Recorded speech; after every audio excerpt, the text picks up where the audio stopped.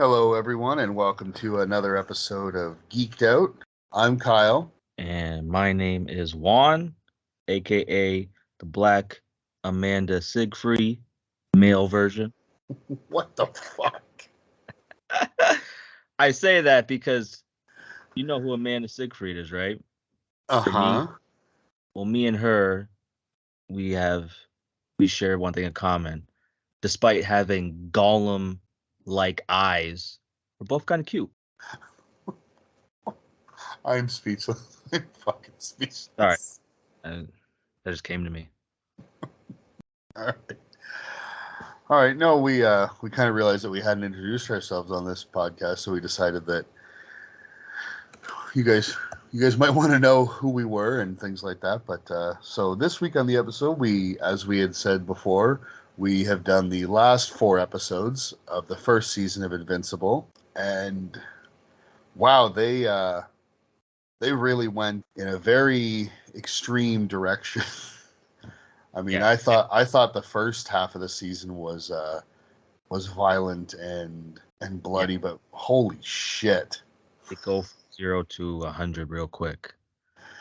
they sure do. So to get back into where we kind of left off with Invincible and the other characters in the show, at the tail end of the first half of the season, you can tell that people are kind of certain people, such as the character of Invincible's mother and Omni-Man's wife, as well as their boss, are kind of suspecting that Omni-Man isn't exactly telling the truth about some things, specifically about the what happened with the murders of the Guardians of the Globe, and that just continues throughout this season. So when we pick up in this episode, or in episode 5, I should say, it doesn't really deal a ton with that whole concept. That's kind of all on the back burner a little bit. But you end up having Invincible being recruited by another hero who has.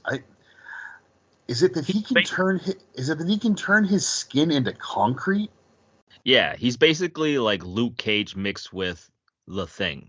Okay, I was gonna go with more Colossus, but concrete as opposed to steel. Or that, yeah. It works both ways. You could do that too. Yeah, But yeah, he recruits Invincible, basically saying that he was hired, or he had borrowed money from this mob boss, and now he had paid it off, but the mob boss won't let him go, so he wants him to assist him in kind of threatening or intimidating this mob boss. And meanwhile, the whole thing ends up that he doesn't want to just intimidate him. He wants to completely take him out and actually replace him and become the new.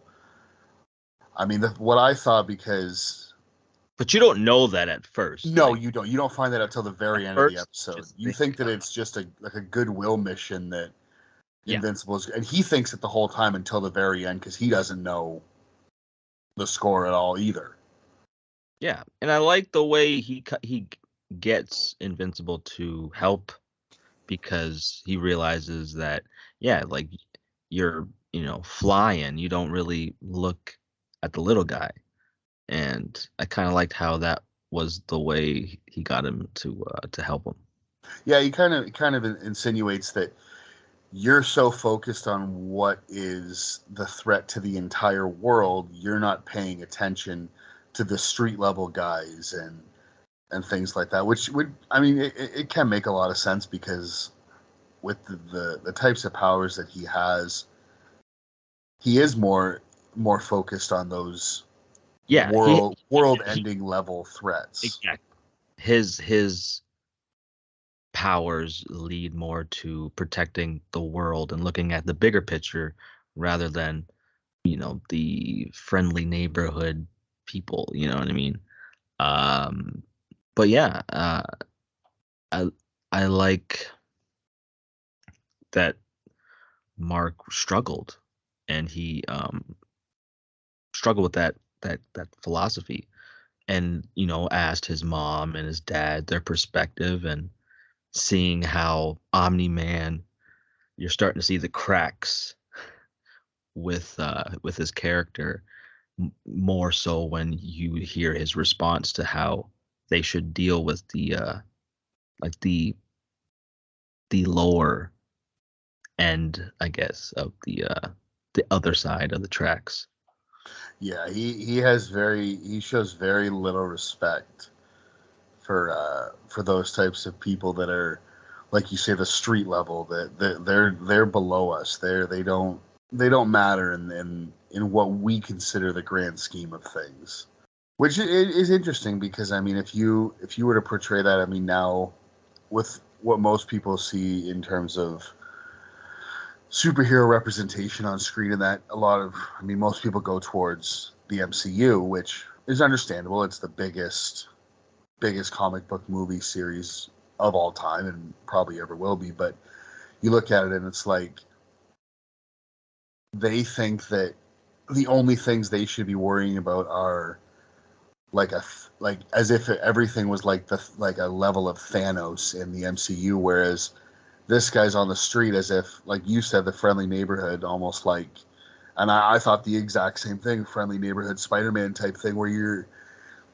this guy's talking about there's a lot of people who are hurting that you guys don't notice because you don't come down to my level, and if you came down to my level, you guys could do so much more to help. And he's like, I mean, I owed this guy money, I paid off my debt, and now he's basically threatening to force me to work for him continuously against my will just because he likes my abilities.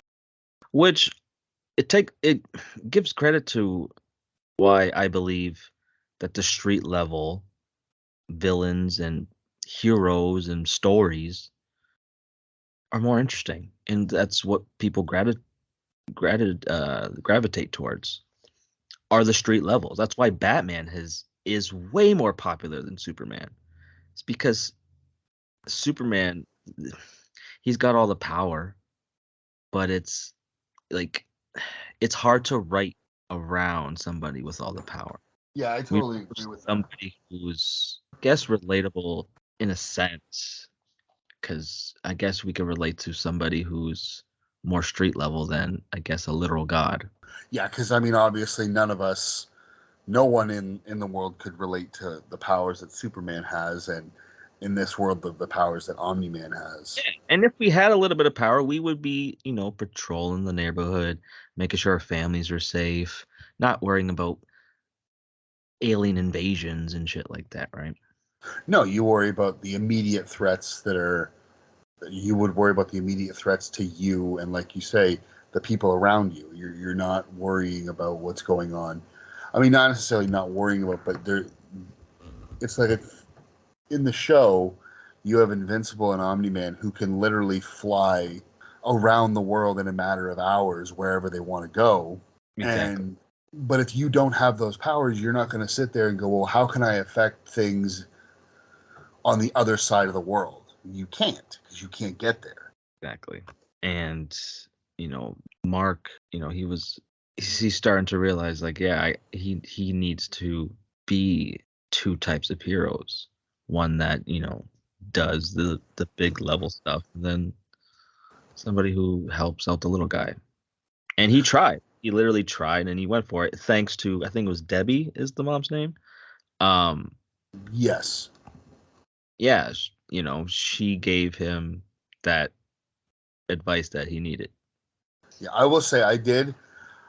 I didn't think that her character, that Debbie's character, voiced by Sandra Oh, who many people know from things like Grey's Anatomy and things like that.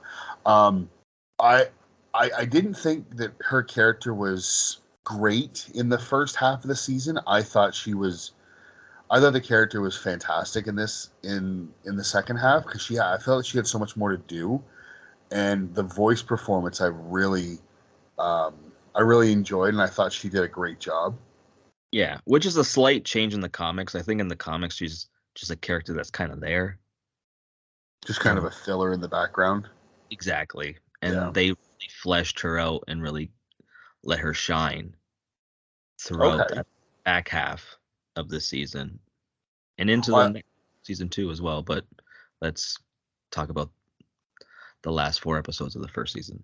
yeah. No, I like that because yeah, you got to realize this kid that Mark, he's a teenager. He's coming to the end of his tenure in high school, and he's going to be starting college. So he's a kid. He's a young adult, and I mean, any of us. I mean, we've all obviously been in that position of transitioning, and as much as many of us probably don't like to admit it, whether it be now or especially at the time, we all would go to our, whether we did or just wanted to, go to our parents for that advice, because you don't know what to expect or what you're getting into and things like that. So I like that they did allow her that aspect, because like if she would have just been, like you say, just kind of window dressing and there in the background, that wouldn't have hit as hard as it did. And I don't think that it would have shown the conflict that Mark had about, how do I go about this? I really think these people need help, but I don't know how to do it because Dad doesn't think that they're worth the time for people with powers like us. And his dad even kind of tells him that. It's almost like he says to him, you know what, you're wrong for doing this. Like, I completely disagree with you, and I'm going to be here at the house when you get back for me to just tell you, basically say I told you so, that you wasted your time, or it was a fool's errand, basically, and I'm going to tell you that I was right, you were wrong. Yeah, and you do get his side. Like, he is, he's the most powerful person on the planet. Like, and he's got to live a life too. So if he dealt with every single issue, he would never have a single second to himself. So I get him having that. I get it. Like, I even though I don't get it, I get it. Yeah. But luckily, Mark did the right thing and helped out Colossus Cage. Yeah, I don't even think did they ever give him a name? I'm sure. I just, off the top of my head, I don't know. I can't remember him actually having, like, his character having a name, like, referred to anything. Oh, yep, never mind, I'm wrong. And I just pulled up the IMDb for the cast list, and I completely forgot about this. It's his character's name is Titan. Oh, okay. Yeah. And okay. he is voiced by Mahershala Ali. Which, if you didn't say it, you wouldn't have guessed. But when you know it, you hear just a sliver of it. Well, I don't find that Mahershala Ali's voice is that recognizable. No, I didn't realize that he's the voice of the Prowler in. Oh yeah, in Into the Spider-Verse, yeah, he played. Yeah, he's a really good. He's voice Uncle actor. Aaron. He can hide his voice pretty well to where he does have a distinctive voice when he isn't, voice acting. I can kind of recognize it if he's, playing a certain character. But if he's when he's doing voice acting roles, I gotta really change it a bit. Yeah, can blend his voice. Yeah, it's really good. Because his Uncle Aaron doesn't really sound like Titan. Not really. No, not at all. Dude, man, Mahershala he's a really good actor, both voice and physical. It's awesome. Well, and I mean, speaking of superheroes, you're going to see just how good he can be, because for those who don't know, who are unaware of this, he will be portraying Blade in the MCU. We'll see. Well, well, see. What, you think that's going to happen now? Because everything I heard, from what I heard, it's already being filmed. Well, they had a script. Mahershala didn't like it, so they had to completely rewrite the entire thing from the ground up. So, I think Mahershala definitely is going to be signed on, but it's like, I believe it when I hear more. Like, once I hear that it's being filmed, once I see set photos, then I'll start to believe it. But I don't know if I want to see set photos. Those in production hell type things, to the point where Marvel might just scrap it or introduce Blade in a different movie. I don't know. But definitely Mahershala will be Blade. In what capacity? I have no idea. I hope they don't scrap it. I am this like with the way these new MCU movies have been. I have not. I'll be honest. I have not watched several of them. Um, I after Endgame, I really enjoyed No Way Home, but then after that, it was like everything just to my interest level has just dipped drastically in what the Really MCU is doing. Yeah, you have to really look at the gems that came out since Endgame. There's a couple, but it's fluttered with mediocrity. I find the gems to be the shows. Yeah, man. Have you seen Werewolf by Night? I have not. That's a banger, man. It's like I've a been short. meaning to watch it. That's It's like a under 45-minute mini present. movie, isn't it? Sorry? It's like a 45-minute mini No, movie or something, isn't it? it's it's it's a little over an hour. Oh, okay. I thought it was Yeah. like the length of an episode of one of the Like shows. 10, 15 minutes more, and it would have been a movie. Okay. Yeah, It's really good. I've heard good things about that movie. It's not bad. But you know what, we'll try and get back here I know, onto right? the show now. we tend to go off on tangents, which I'm all for because that's, I mean, Yeah, this we is a could speed podcast. run the next couple Well, episodes. basically, the main thing to get out, and I mean, like I said, I didn't mind. I like the storyline of him doing the lower level stuff. My only issue with it was, as you watch the last four episodes, that character comes to nothing. Like, really, Titan, he's just kind of there. I don't even think he really shows up a whole lot, but I'm guessing it's setting something up That's what it is. I down the think line in the second, third, fourth season, whatever. because Invincible, they're going through the entire run, and I think it's very dense. There's a lot to go through, so I think they're just setting up everything to eventually get to it at some Well, point. it's funny actually. I happened to be at the mall this past weekend. We were doing some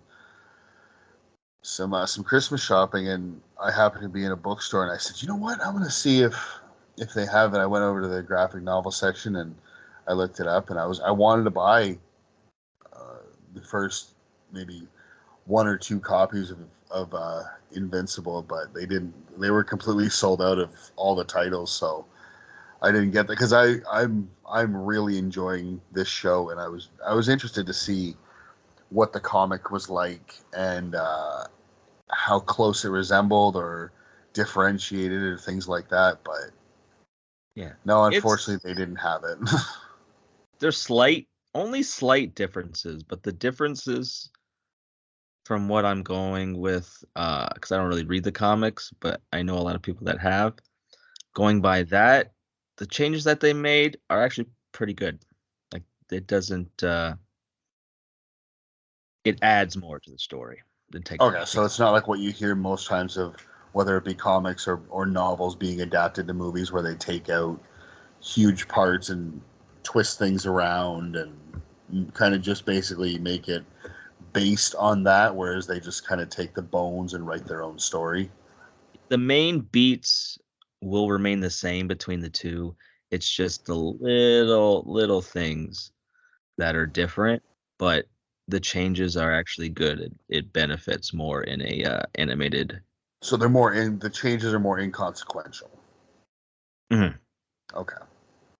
Well, that's a So good thing I don't get me wrong. I still think that it would be enjoyable to read the graphic novels, the comics, things like that. oh yeah, I mean, it depends, right? Do you really want to? Because if you go too far, you're gonna spoil yourself for the next seasons. If you want to do that, but they might take it in a different direction. So take it how you will. Yeah.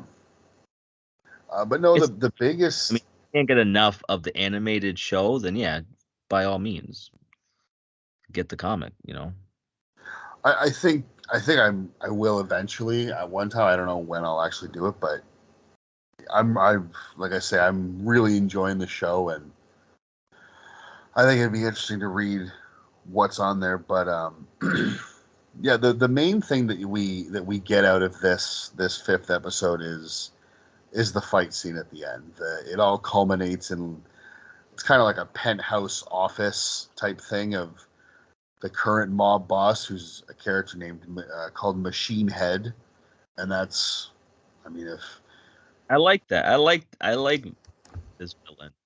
it's quite literal, that's what he is. He's basically an android robot type thing, and his head is just a machine. Yeah, he's literally like a machine version of like the Batman villain Black Mask. He has a lot of Black Mask energy. That's how Black Mask kind of acts, just not with the whole tech machine head shit that this character's going through. Yeah, Which I like that. I like the like asshole boss, but the boss is kind of legit. He could fuck a lot of shit up, you know. I like it. I like that type of character, you know what I mean? yeah, I did like the way he was portrayed, and then, but this fight scene, holy shit. It So basically they go in and it's just Mark and Titan, and they're thinking, like I say, they're just going to intimidate him, do this and that. Well, then you find out that this machine head has kind of anticipated this, and he's hired other super powered people with abilities to kind of be security for him. And I think it ends up being like 4 or 5 on 2. And Yeah. Yeah. and then Earlier in the episode, Titan stole a chip. The chip he gave to Machine Head, and that chip, some type of probability chip that like enhanced his knowledge. So he actually predicted that yeah, this was one of the possibilities. So that's why he had all these armed or these mercenary bodyguards on deck, like ready.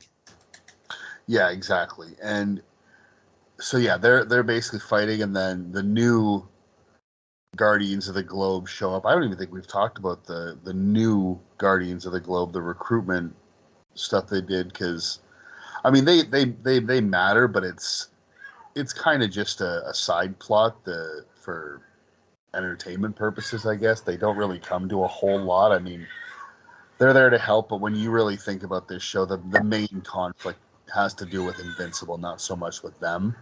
Yeah, the thing about Invincible is there's so many like uh, plot lines, and this is just one of the plot lines with several of the characters of the Guardians of the Globe and the group themselves.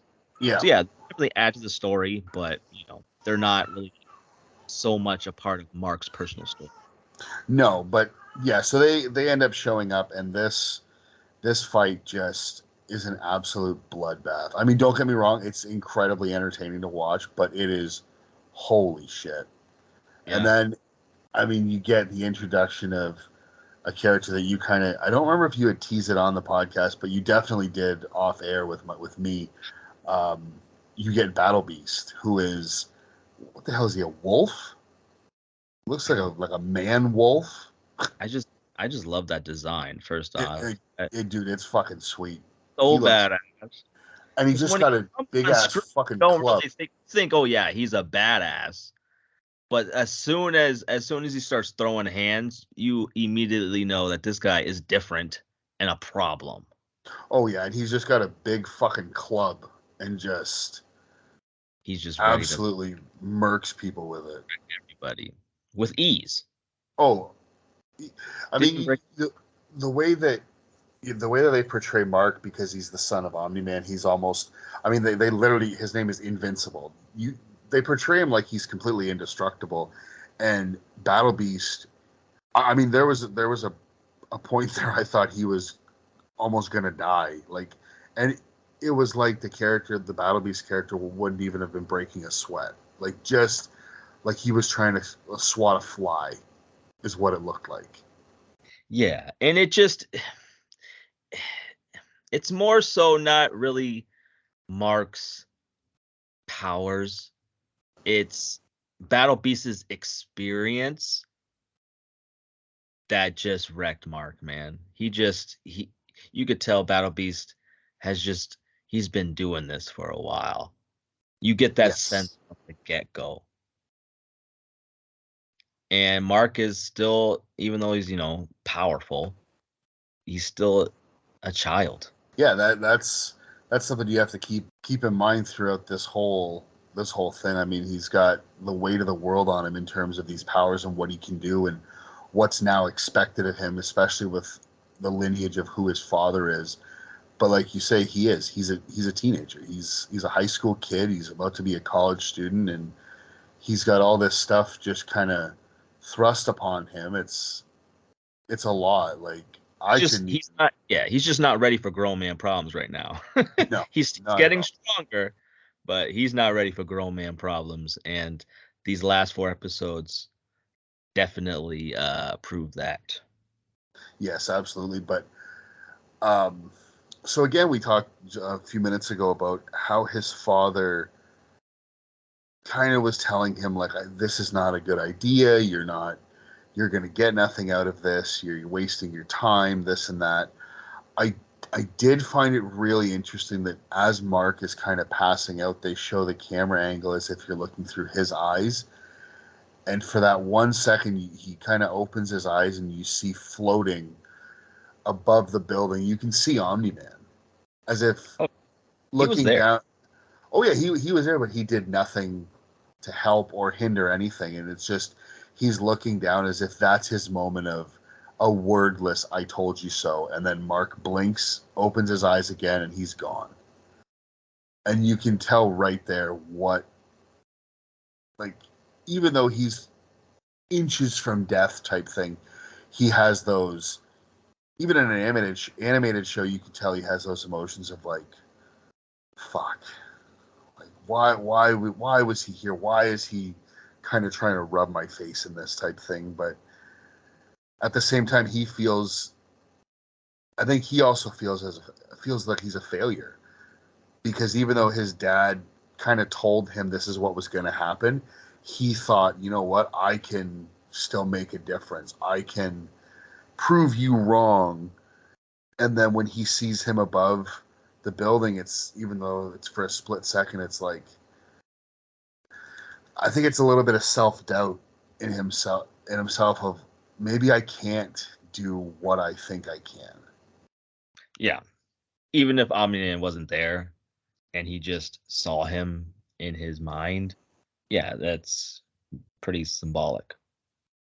I think he was there because, Oh yeah, he especially, definitely was.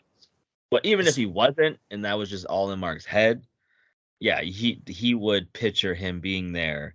yeah, because especially what you find out later about him, about his character, he's just so egotistical is not the word, but like he needs to be the strongest, that ultimate alpha, and I think that right there is just another way of, even though yes he loves his son and this and that, well, that's debatable considering what happens later, but he still wants to show that I'm still number one and Yeah, you should have listened to me type thing.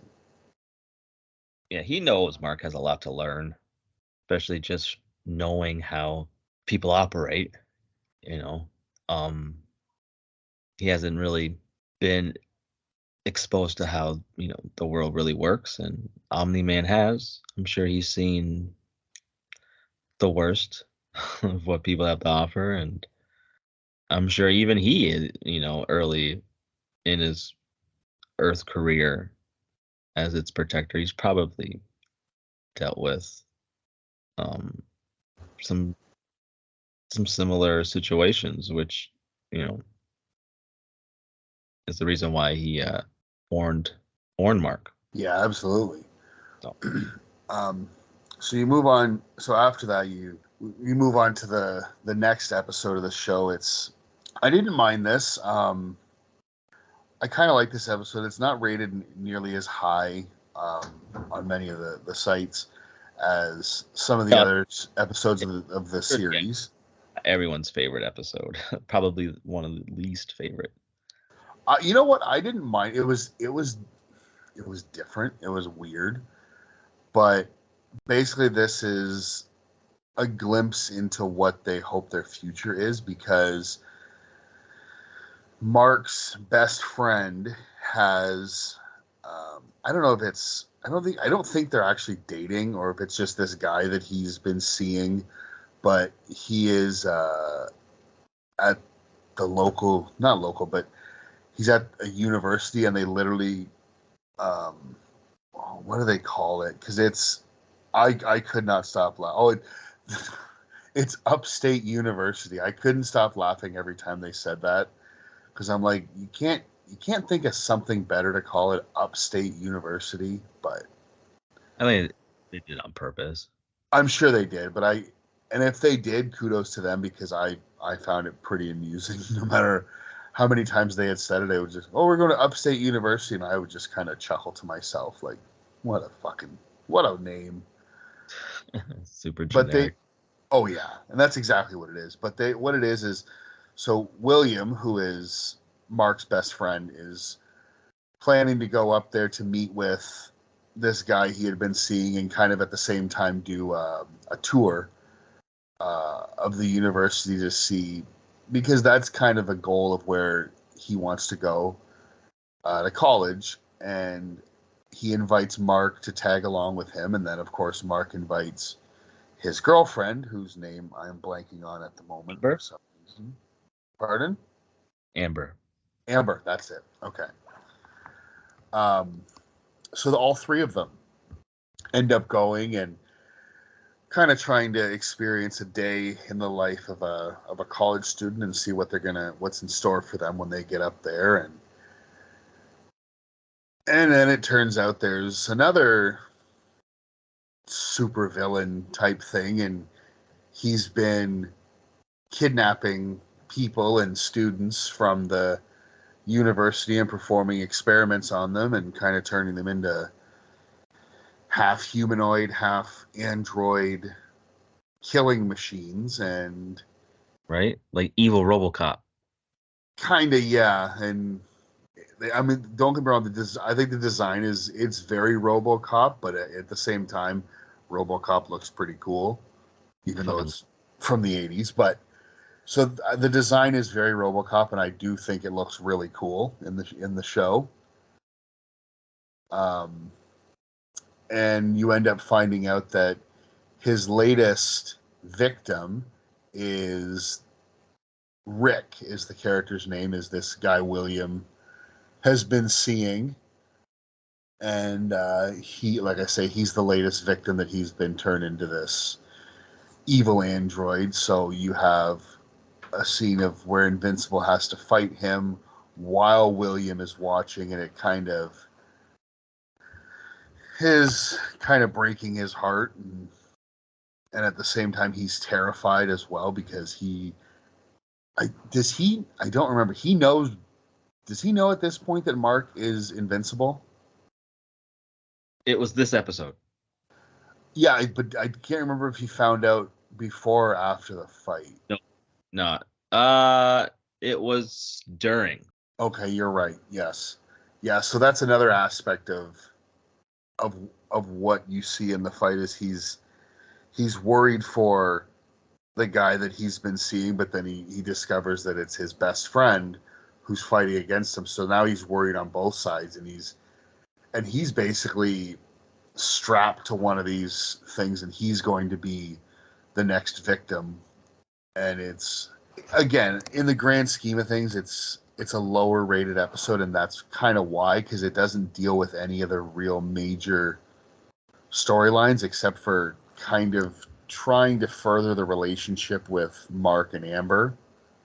But other than that, it doesn't focus really on anything to do with Mark and his father, or Mark and dealing with his powers on a big global type level. It's just kind of, I guess, a filler episode, really. Oh, yeah, it's definitely a filler episode. Doesn't really move the plot much at all. But No, for a filler episode, it's not bad. I didn't hate it. no, I didn't hate it at all. I mean, like I say, it's nowhere near as good as the episode before it, or the two episodes that follow it. but Mm-mm. it's not like every one of the episodes of the show is rated like a 9 or a 10, and then this one's a 2. It's not like a drastic drop off. It's just when you've got so many compelling things going on throughout the season of the show, and then it's like we kind of want to take this episode and this storyline for this one a little bit lighter, and you kind of have to you expect that your ratings are for that one aren't going to be quite as high, and that's what happened. But Yeah, I say, I don't hated it. I still enjoyed it. I still had fun with it, but I get the difference in opinion. it was like the calm before the storm, but Oh, it really let you know anything about the storm. it was a fucking hurricane. It wasn't a storm. Jesus Christ. Yeah. Yeah, pretty much. Yeah. Yeah. You wanna take this For episode this set? 7? Yeah, Jesus. It's there's so much to it. But okay, I see episode 7 and 8 blend together for me. They do. So just kind of remind me of like the main beats of that episode. No, I mean, so basically that episode is so you've got Mark is just trying to come to grips with everything that happened previously with the all the things with the college, with him, with Amber, and then you get thrown into everything is now starting to come to light. His mother has learned, Mark doesn't know yet, but his mother has learned that Omni-Man did in fact murder the Guardians of the Globe. Yeah, because found the suit the previous episode. Which I don't understand why he kept it if he really wanted to keep it a secret. I mean, he hid it in their house up on top of, I don't even know where it was, but somewhere up high in the house that only really he could get to, and you can't really see unless you're really, really looking for it. But she uses, I did like the scene of how she kind of found it, where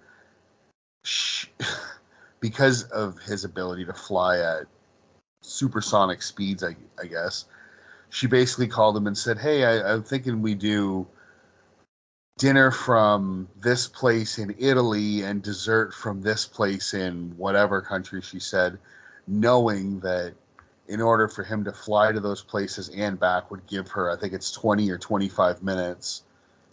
Yeah. So she sets a timer on her phone, and that gives her time, and she goes through like his office and their bedroom and the whole house, just trying to find anything to prove that he did this. And she happens to find this garbage bag that has his Omni-Man uniform ripped and covered in blood, and clearly it's from what he did to the Guardians of the Globe. And now she's made the decision to start to confront him about it, and that is animation, no animation. That is an intense scene between Debbie and Nolan about that, because she's finally bringing it up to him and saying, "Listen, I know what you did. I need to know why you did it. Like, there's got to be some kind of an explanation." And the look that they animate on his face, I mean, I didn't think she was going to live through the episode. I really thought he was just going to rip her in half and just be like, "I'm done with this." Because you still don't know yet what his real motivations are. You find it out real quick, but when they're having this conversation, she's like, "There's got to be an explanation for this." Exactly. Yeah, he's definitely still a mystery at this point, and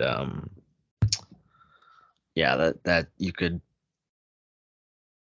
the tense, the intensity, like just there's a lot of emotion in that scene, and they animated it pretty well. Yeah. The voice acting was really good. Yeah, you really felt, even though it's animated, And a lot of people can get easily disconnect, but this one, it's hard to not feel the emotion running through that scene. And I think that I have to give credit to the voice actors as well as the animators, because if one doesn't work, like if one of those aspects doesn't work, then the scene doesn't carry as much emotional weight. So if you don't have such great voice performances from, I keep wanting to call him J. Jonah Jameson, but it's J.K. Simmons and Sandra Oh, and then if Insane. you then if you don't have the animation done the way that it is, you're gonna lose that. But everything is just spot on, and it's such an intense scene. And Really? basically from there, she goes and tells Cecil, or Cecil, however you want to pronounce it, that Nolan killed the Guardians and he's got to be stopped. So they throw everything they can at him. There's this big giant like dinosaur looking thing with almost like an octopus tentacles on his head and giant teeth, and it's a really cool character design, but I can't even begin to explain what it could possibly be. Some type of creature. I have no idea. I forgot about that. Yeah, but there's that, and then at the same time, you've also got the twins, um, All their twins. the Mahler twins.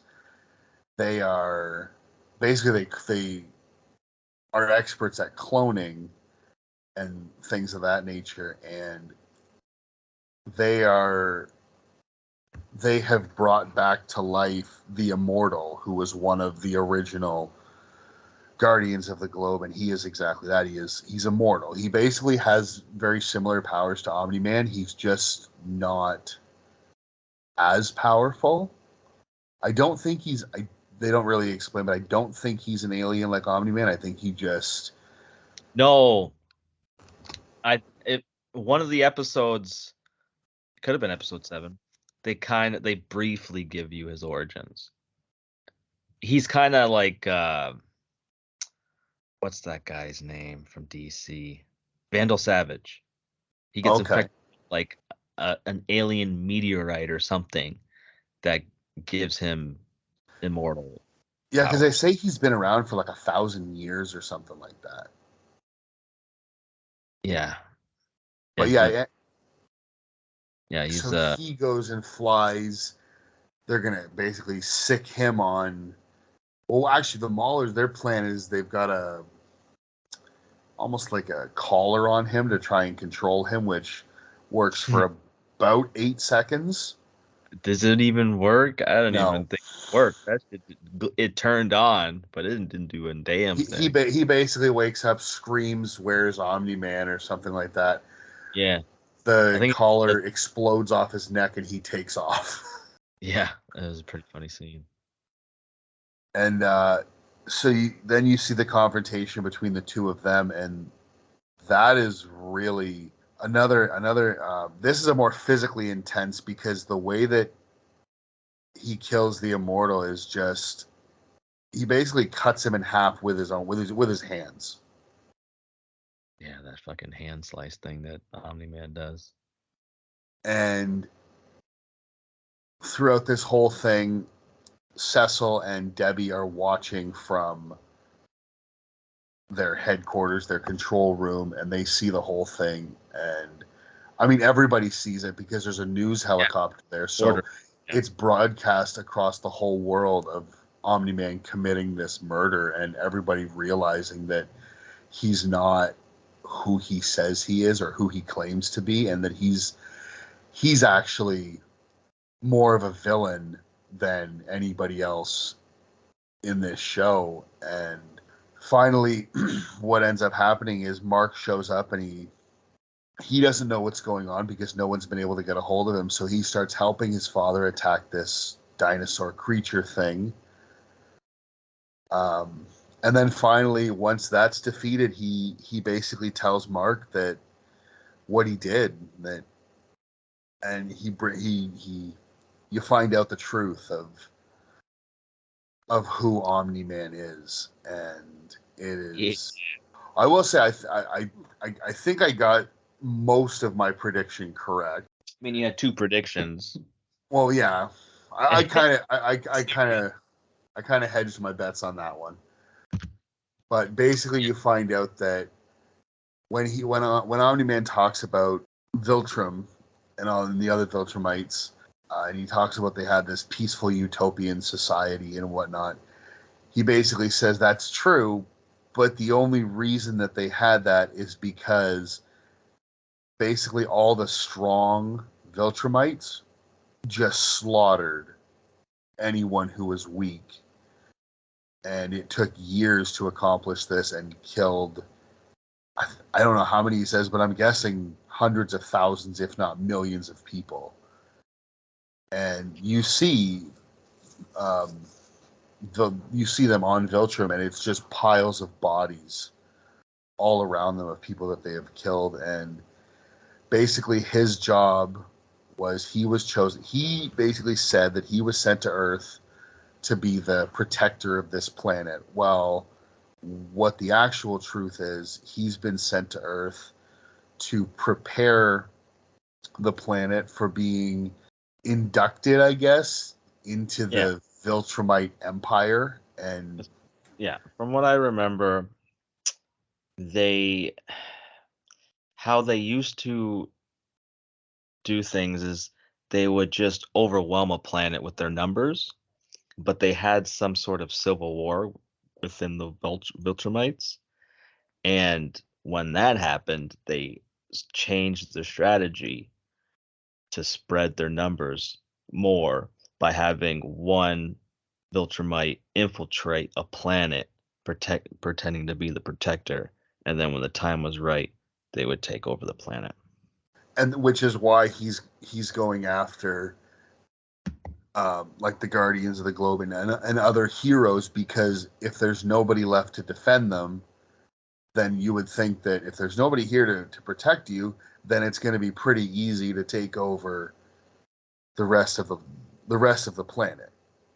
Exactly. And he's not wrong, but so he immediately, upon telling this to his son, he thinks that Mark is just gonna be like, okay, cool, let's fucking go, let's conquer the planet. But because Mark was raised as a human first, he has an attachment to the planet, to his friends, to his family, to all the things like that. And he's like, no, I don't want to do this. I don't want to conquer. I don't want to murder these people. I want to protect them and help them. And then basically Omni-Man says, well, kind of like if you're not with me, you're against me, and he just attacks him.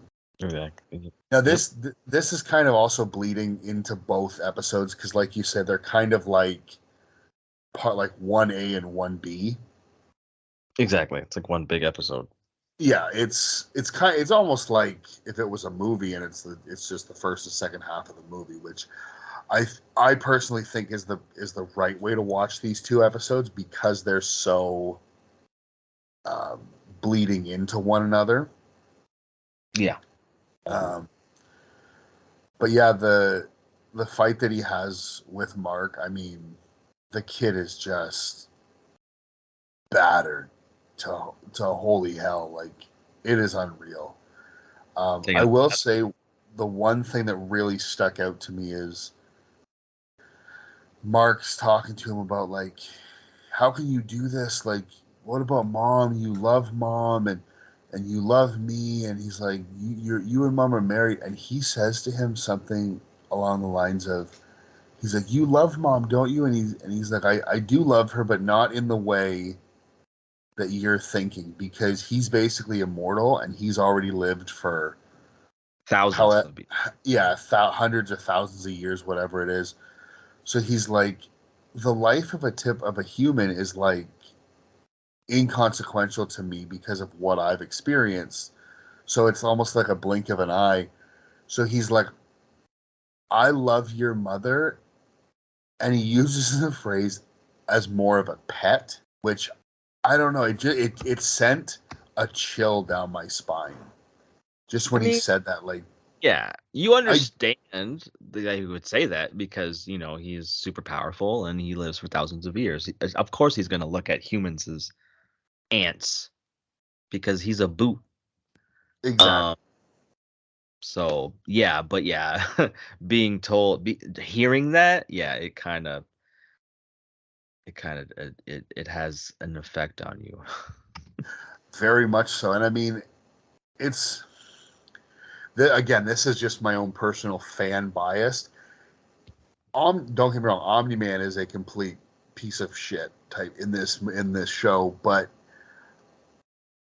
it's and I can't believe I'm saying this. I still like him because he's voiced by J.K. Simmons. Yeah, like I mean, yeah, obviously he's the bad guy, but to us he's the bad guy. To him, he's just doing his job, Exactly, he's following orders. right? And like, do you concern yourself over the life of ants? That's No, and how. I completely understand where he's coming from. It's just like you say, to hear it actually Yeah, verbalized is yeah, like, like I'm a human. God damn, that's how you feel about me, Omni Man. Yeah, like you kind of take it personally. yeah. And especially because they've established throughout this show that they have, like, Mark's parents have a good marriage, a loving marriage, all this stuff. They've referenced many times that they've been together for upwards of 20 years, this and that, and then for him to be like, well, I love her like she's a pet. And it's like, oh, okay, there's something, just something wrong with hearing that actually stated that way. um Yeah. but then you're at the position basically, and he's, during this fight with his son, he says to him, he's like, yeah, you're my son, but you know what, I can make more. Like, and I think that right there is, even though Yeah. he's still his dad, Mark is like, you know what, no, there's you've now passed the point of where I think you can be redeemed, or where I would want to redeem you. And it's Yeah. like, if I mean so little to you that you're just gonna go and get another wife or another whatever and just make more kids that you think are going to be more worthy, I guess, of Well, being of having the Viltrumite name. what and what I got out of him saying that from when I watched it, you could tell that he's saying these things. He's trying to convince himself He absolutely is. because you could tell that yeah, he's torn. Well, and But especially right after that, they show like flashbacks.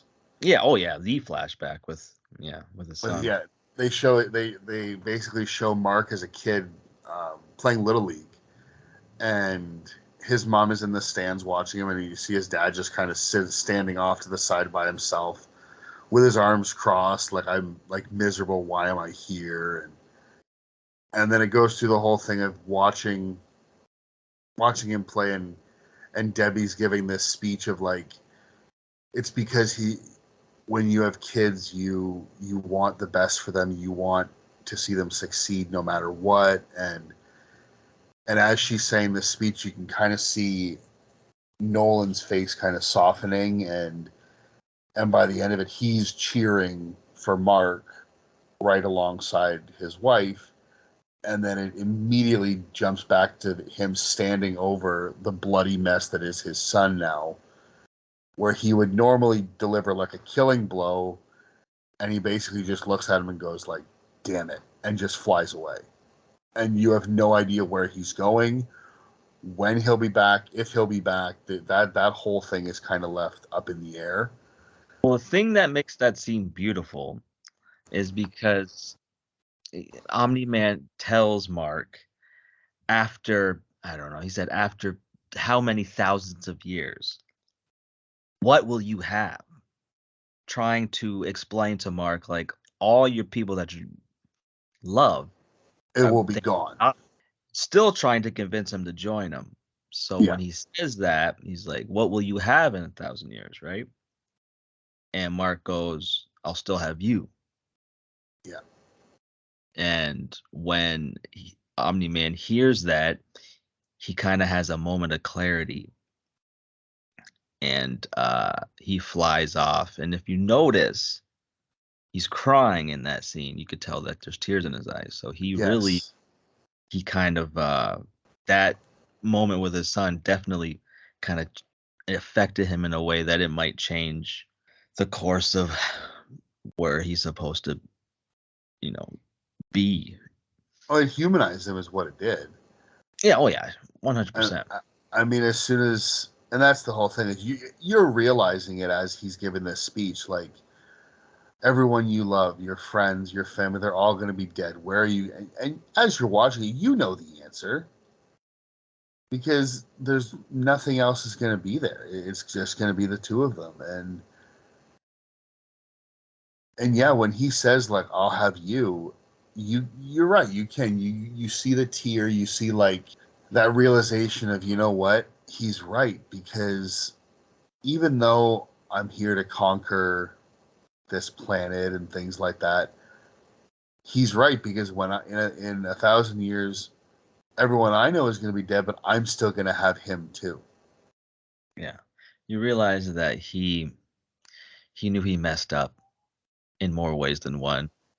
He messed up by having a connection with the people that he is supposed to technically enslave.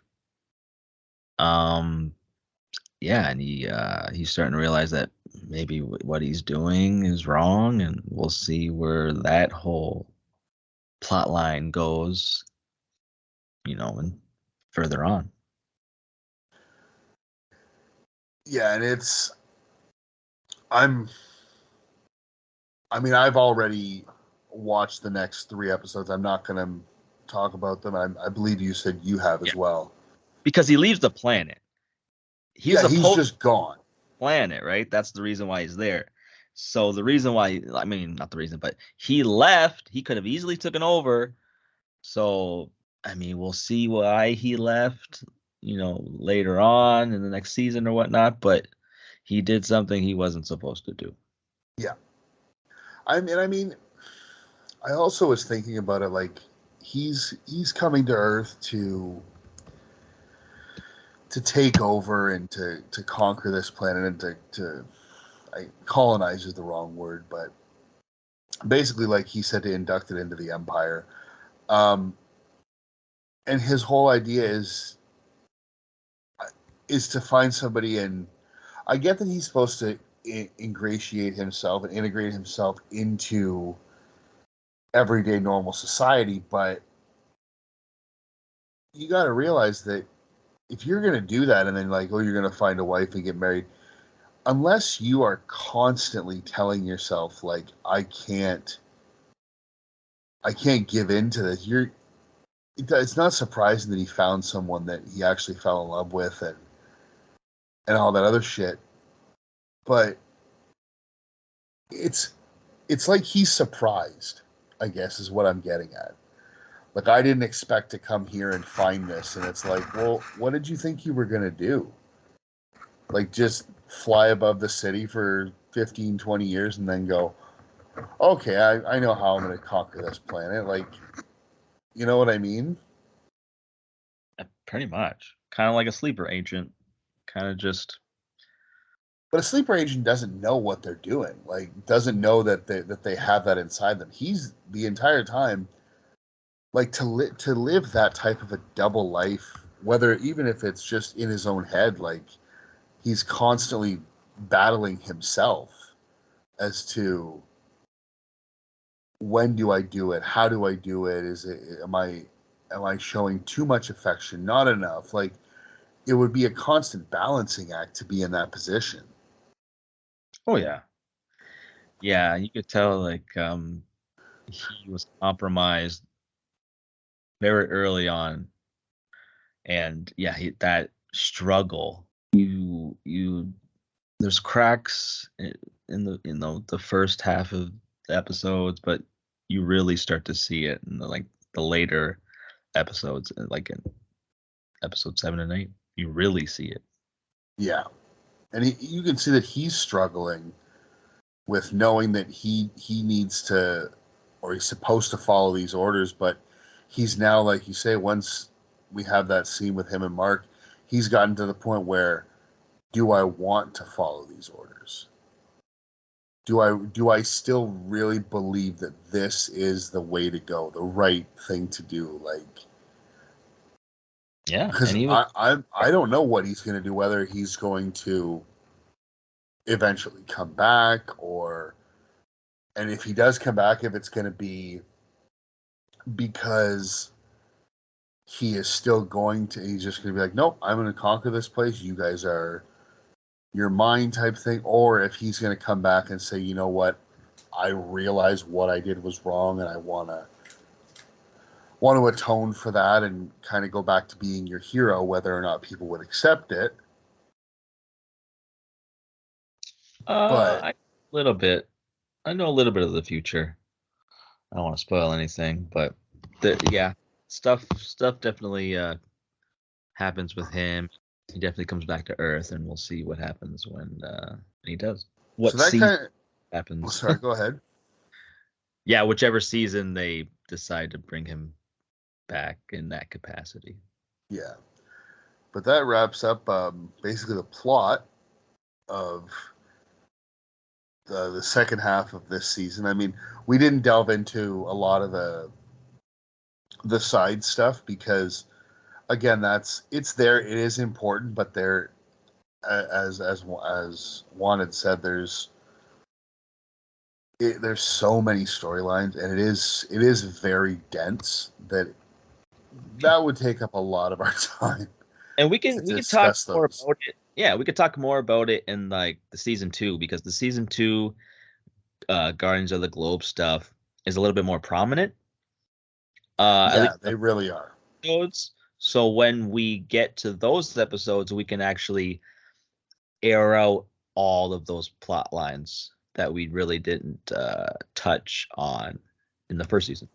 I will say, when it comes to a team like the Guardians of the Globe, I like that basically all the new members have very unique abilities, whereas it seemed like the original ones, you could basically almost take every one of them and they would have a direct counterpart to a mainstream, whether it be DC or Marvel character. Whereas the ones they replaced them with, yeah, you can see some influence, but it's not like, I mean, you look at it in there, for example, in the original Guardians of the Globe, there's War Woman, who is clearly just supposed to be a Wonder Woman ripoff, or Red Rush, who is the Flash. We have like a Aquaman, but Well, he's a fish. he's got Aquaman powers. He's the Aquaman He's guy. the king of Atlantis. He's the water dude of the team. Yeah, but they've all got things like that. Whereas the new Guardians of the Globe, they have very unique abilities where it's not just like a cut and paste. Like, oh, I've seen this. I've seen the dark, brooding Batman type a million times before. Now I'm just going to see it again in this. They're all very interesting characters, I found, and they have their own different unique traits to their abilities and how they access them and things like that. I thought was really, really enjoyable. Yeah, I like the team. Team's pretty dynamic. I like the personalities. There's no character I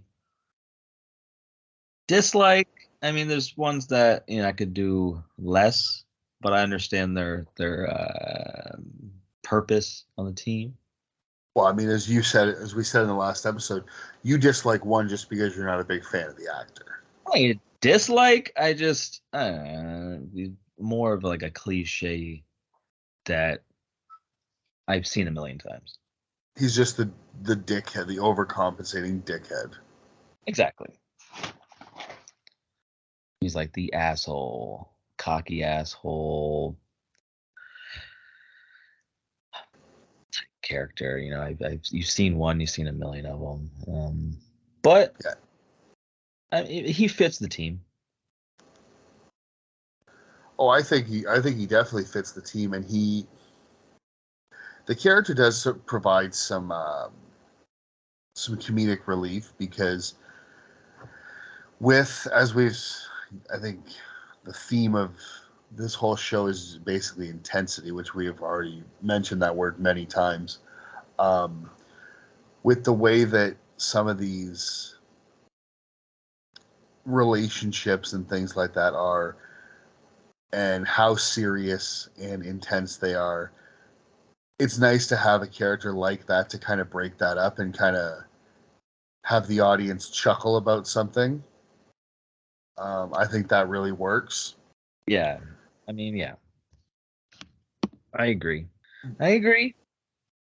But there are many times that I agree that they could tone down that douchebaggery a little bit and just let him kind of be there, but not constantly the in your face. I'm gonna just be ridiculous and be loud and obnoxious, and hopefully the audience gets a kick out of it. Yeah, in small doses the character works, but too much time devoted to the character, it'll get annoying. Yeah, I feel that if he was a more prevalent character, it would get old really quickly. Exactly. Some of the other characters that I really like, and I really hope to get more of them in future seasons. Is I'm a really big fan of the Mahler twins. Yeah. I think that's a really cool dynamic because basically what they do is you don't know who is the original and who is the clone, and any time that something happens to one of them, basically the other one will kill them and then just clone themselves so that there's always two of them, which I think is a really interesting dynamic for a character. And they also happen to be like super geniuses with technology and things like that. You're, But two buff geniuses that are constantly fighting who's the original. I like it. I like the dynamic. and they're blue. Yeah, they are blue. But overall, I thought as much as I enjoyed the first half of the season, I was pretty blown away by this second half with the story that they were able to tell, and as we have already alluded to, how good the animation looks. And I don't want to say it almost looks lifelike because it's not that type of animation, but I do really appreciate that you can see quite easily every emotion on a character's face. And I really appreciate that because that's a lot. I find that it is very easy to lose that with animation. And Yeah. they are able to really, really focus on the emotion that is drawn out in these characters by the way they animate them. And I really enjoy that. Yeah, it definitely reminds me of like DC top, just more up. Yeah, I couldn't agree more. And as I say, I loved this second half. I am now. I mean, I had seen it not animated. I had seen it advertised on Amazon for a while, and I've been meaning to watch it. And I wish I had watched it sooner, to be honest. But I am glad that I've gotten into it now because of doing this podcast, and I'm really looking forward to continuing to watch it every week now in this second season as they are continuing to air. Yeah. Despite it being animated, I think it's one of the best superhero things we've gotten. Are you talking shows, movies, all of the above? I'd say I think all of the above, but definitely when it comes to TV, there's nothing touching this except for like The Boys, another Amazon property. Amazon is proven to be they're doing really well with their original shows. I mean, there's those two which I actually just um, finally finished season 3 of The Boys today, actually. Um, but there's these two shows. There's also I'm a big fantasy fan. I've done the Wheel of Time series, the Lord of the Rings series that they did. A big fan of both of those.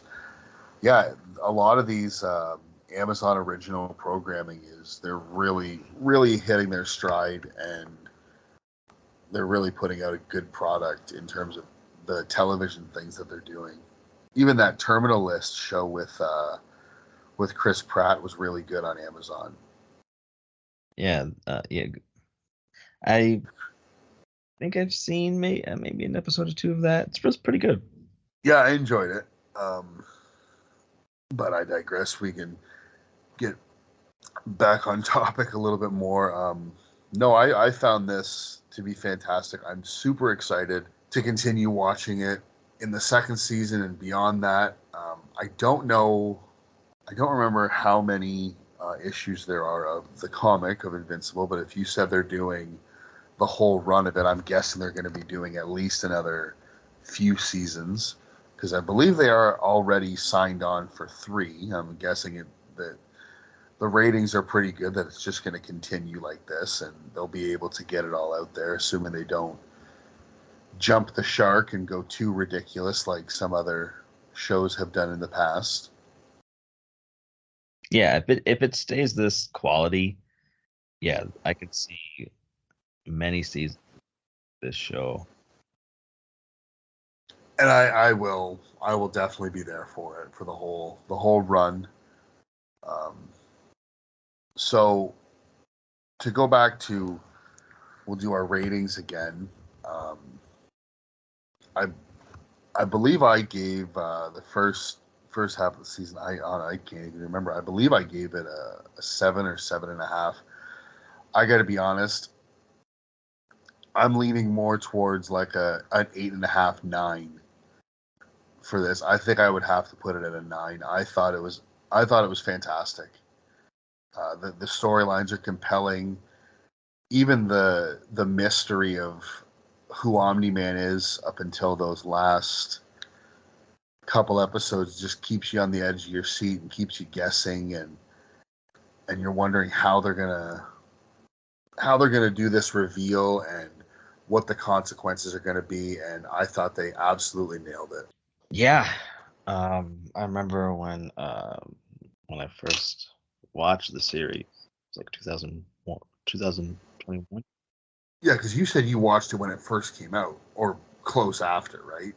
Yeah, yeah. I didn't even know what I was going in expecting when I watched it. I just, watched the trailer and I seen blood and good animation and superhero stuff, so I was all on board from that. But what I got from the show was an incredible story with incredible characters that I definitely connected with. And even though it's an animated property, you really feel for these characters and you're concerned in like the parts where it is concerning, and you definitely want to know, especially after the last episode 8 of the first season. You want to know uh, where these characters are going to go from there.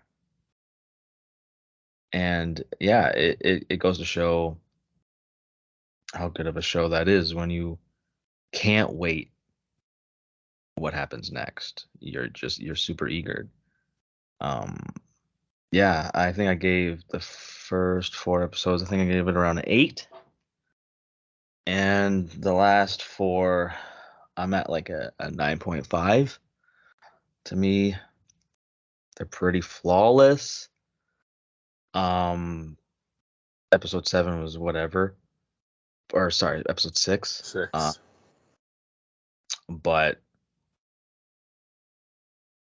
yeah, 7 and 8 just it elevated it. Yeah, those last 2 episodes put it on a whole different level. Yeah, it was like the cherry on top. And yeah, man, 9.5 for me. Okay. Those are pretty high ratings, and I really hope that the show, like we said, continues at this pace, at this level. And if it does, I'm super excited. I mean, I'll be excited even if the quality dips a little bit. It's that good. But if it stays at this level, I think it could be, like you said, one of the top shows, animated or not animated. Like, you know what I mean? It could be one of the top shows for a long time, I think. And I mean, I will definitely be here for all of it.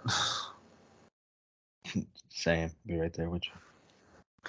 But so that's gonna do it for us for this episode, and we will be coming back next week, where we will be discussing the first half of the first season of the Boys spinoff, Gen V. So if you'd like to watch along with us, we'll be watching the first 4 episodes of that show. And if you haven't seen The Boys, I would suggest maybe looking into that. I don't know. I don't think you know anyone would want to watch 3 seasons of that plus half a season of this new show in a week. And I can't say I blame you. We all have lives, and that's a lot of fucking time to invest. There's to talk about Gen V to where you won't spoil anything that happens in like any of the seasons of The Boys. So yeah, I hope so, because it like I say, it is a spin-off, so it's, I mean, if you just have a basic idea of the way the world works in The Boys, I think you should be fine.